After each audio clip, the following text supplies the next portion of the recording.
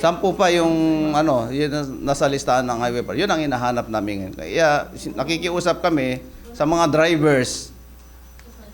Surrender nyo na yan. Baka abutan pa sa inyo. Hindi rin naman ninyo magagamit yan dahil huli hindi naman kayo sa kalsada. At hindi rin naman ninyo maibebenta yan. Pag inabutan pa sa inyo, kayo pa ang mananagot.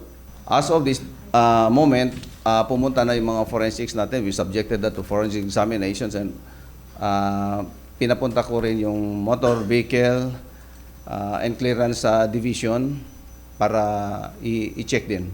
Because those motor vehicles, supposedly, dapat dumaan lahat yan sa MVCD of the Highway Patrol. Obviously, it's not.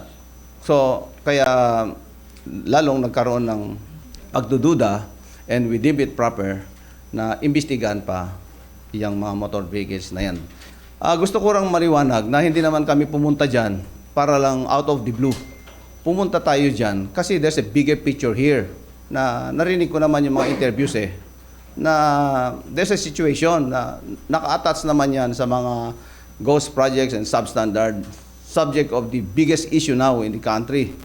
Kaya pumunta tayo yan is the interest of the state already. Walang karnaping dyan na sinasabi ng mga